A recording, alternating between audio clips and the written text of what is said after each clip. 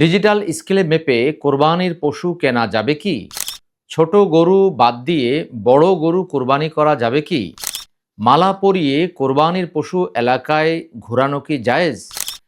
উট, গরু, দুম্বা কোনটি কোরবানি করা উত্তম? জুমার দিন কি গরিবের হজের দিন? কোরবানির গোশত কতদিন রাখা যাবে? কি পরিমাণ সম্পদ থাকলে কোরবানি করা ওয়াজিব? ছাগলের কত বছর বয়স হলে কোরবানি দেওয়া যাবে? নাবালেগ সন্তানের পক্ষ থেকে কি কোরবানি দেওয়া জায়েজ? পিতামাতার পক্ষ থেকে কোরবানি করা কি জায়েজ?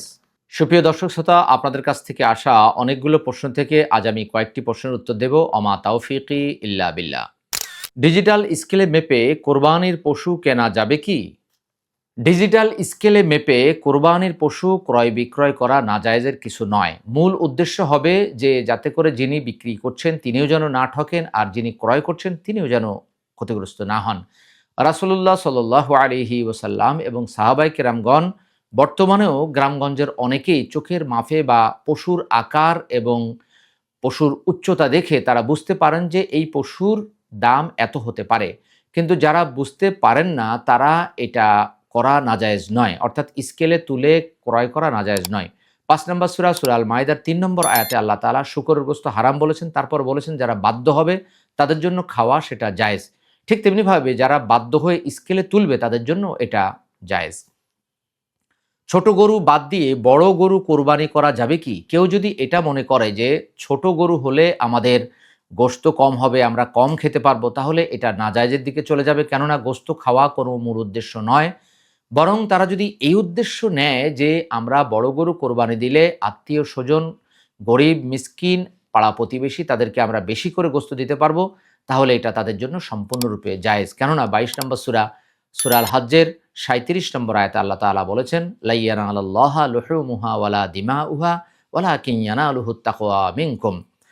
তোমাদের যেই পশু তার রক্ত গোশত কিছুই আল্লাহর কাছে পৌঁছায় না, শুধুমাত্র পৌঁছায় তোমাদের তাকওয়া তথা আল্লাহ ভীরুতা। অতএব ছোট গরু বাদ দিয়ে বড় গরু কোরবানি করায় কোনো দোষ নেই, শুধুমাত্র উদ্দেশ্যটা সঠিক থাকতে হবে। মালা পরিয়ে কোরবানির পশু এলাকায় ঘোরানো যাবে কি? মালা পরিয়ে কোরবানির পশু ঘোরানো জায়েজ। ৫ নম্বর সূরা সূরা আল মাইদার মালা পরানোর বিষয়টি আল্লাহ তাআলা উল্লেখ করেছেন। তবে উদ্দেশ্য যদি এমন হয় যে আমার পশু অনেক বড়, অনেক সুন্দর এবং এরকম পশু এই গ্রামে কারো নেই বা এই মহল্লায় কারো নেই, মানুষ দেখুক যে আমি কত বড় কোরবানি করেছি, এই জাতীয় মানুষকে দেখানোর জন্য যদি তার উদ্দেশ্য হয় তাহলে এটা সম্পূর্ণরূপে হারাম, বরং গুনাহের কাজ।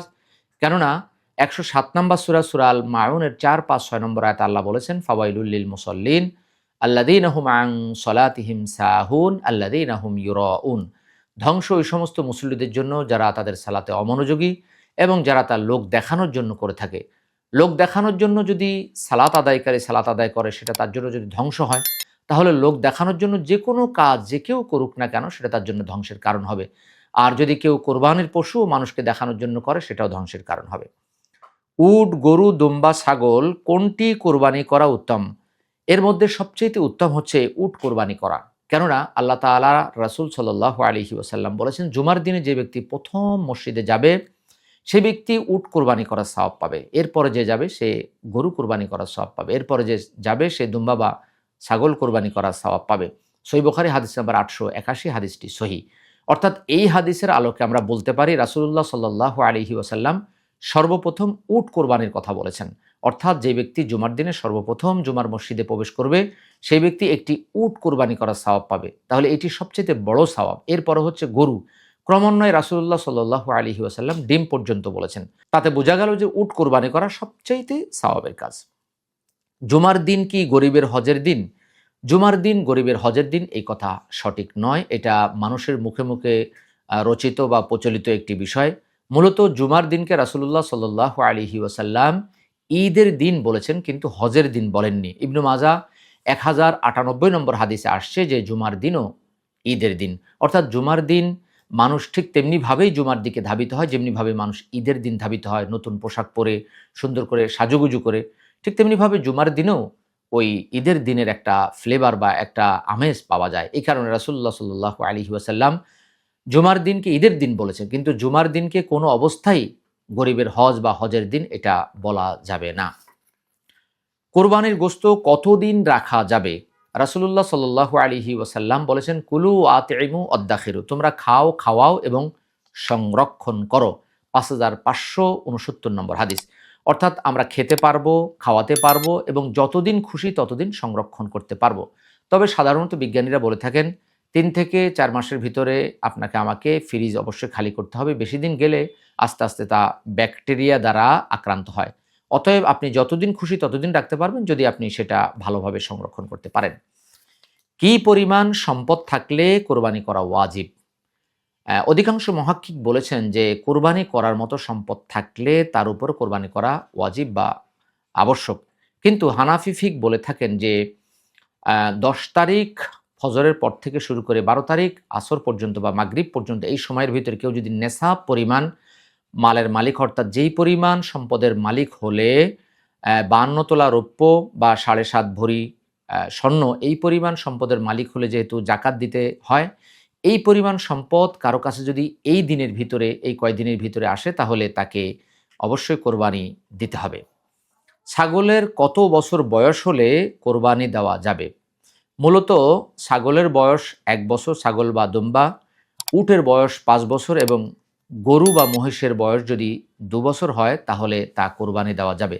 তবে ফকিগণ এখানে আরও একটি কথা বলেছেন, যদি ৬ মাসের কোনো ছাগলকেও দেখতে ১ বছরের মতো মনে হয়, যেমন আমাদের দেশে অনেক রাম ছাগল আছে বা অনেক বিদেশি জাতের ছাগল রয়েছে যেগুলো দেখতে অনেক বড় মনে হয়, সেগুলো দিয়েও কোরবানি করা যাবে। ঠিক গরুর ক্ষেত্রেও একই মাসআলা, অর্থাৎ ২ বছর হওয়া লাগবে, কিন্তু ১ বছর বা ১.৫ বছর হলেই যদি সেটা ২ বছরের মতো মনে হয় তাহলে সেটাতে কোরবানি করায় কোনো দোষ নেই।